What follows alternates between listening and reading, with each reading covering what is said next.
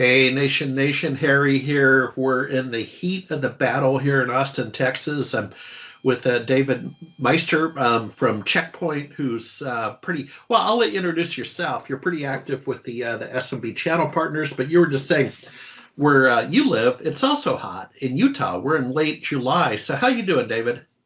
I'm doing well. You are right. It is very warm here in Utah. It has been for a couple of weeks now. Luckily, we're not too far away from the mountains, so we can escape up the mountains if we want a little bit of a reprieve. But yeah, day to day, it's hot. Yeah, yeah, I get it. Quickly, what is your role at Checkpoint? I've watched you with interest. You seem to be moving on up, as they say. I've seen you. I believe you've enjoyed success. What's your current role? I appreciate that. So my current role is Vice President of MSP and MSSP here at Checkpoint. So in essence, what that means is we've got a very fast-growing MSP business here at Checkpoint, focused in on the partners who are servicing the low end of mid-market and SMB. And so I'm responsible for that entire business. I'm heavily involved with leading our sales organization, our overall partner experience, our product development. If The way I like to explain it is, if there is an MSP sticker on it at Checkpoint, I'm probably responsible for it.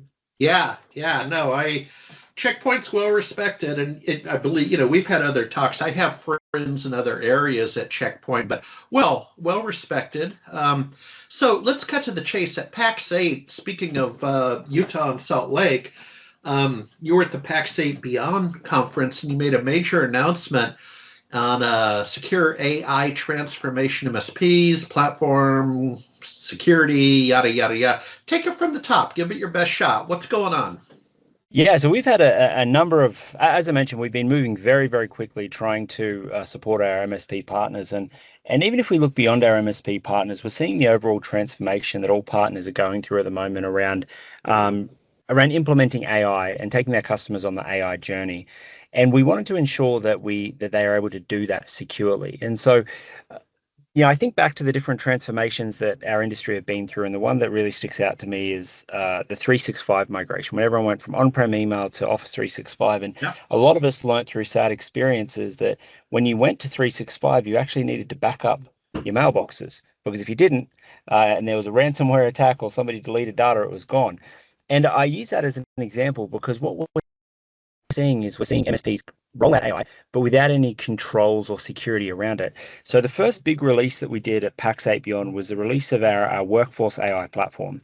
And what that does is it gives, in a multi-tenanted environment through our MSP platform, on a per user per month, no minimum, no lock-in model, the ability to secure AI usage, monitor for any AI usage in browser, on device, including MCPs through to the device, and then also govern AI usage. So what that means is you can go in and you can deploy our agent or do a scan, look at any AI that is running on the device. We're connected into over 14,000 AI applications.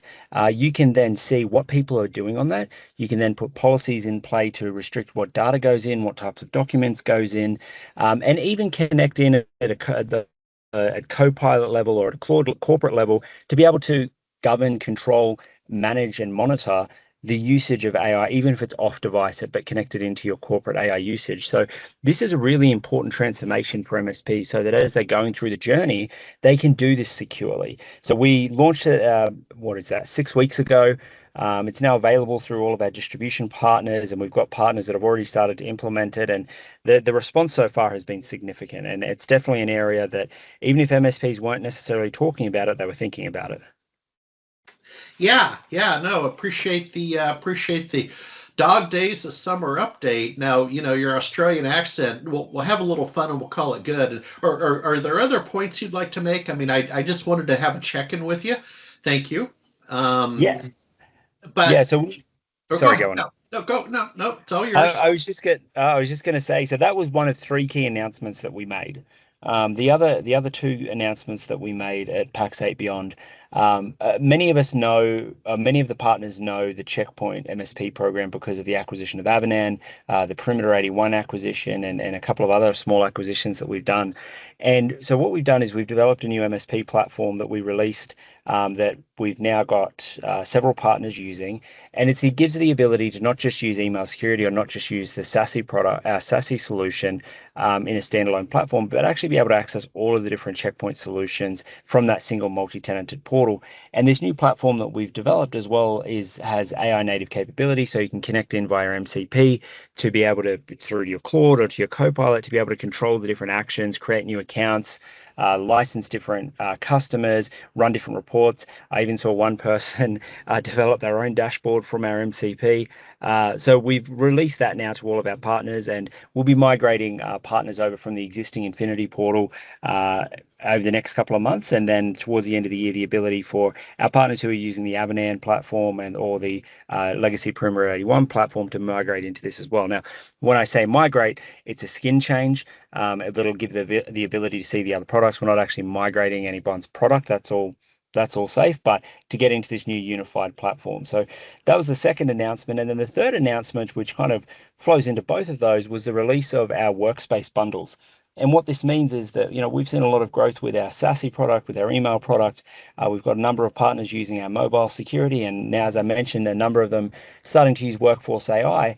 And so what we've done is we've created a single bundle that includes endpoint, email, browser, AI security, SASE, security awareness training, DMARC, all into a single commercial bundle. And then later this year, they'll actually come out as a single product and platform, giving the ability for partners to natively cross-reference if there's an event on email, event on endpoint, an event on SASE, to be able to secure more holistically. And so obviously there's commercial benefits by taking them all into one. So we're excited for that to come out as well. And just to make it that little bit easier for our partners, we've actually aligned the licensing structures of that to Business Standard, Business Premium, Microsoft Business Standard, Business Premium, and E3 and E5, to know that if you're already investing in security from Microsoft, you can either choose to take security for us, or we'll let you know which security on top of it if you've got that more advanced licensing. Yeah, boy, my head's spinning. I'll tell you. Thank you. So two final points on my side. We'll call it good.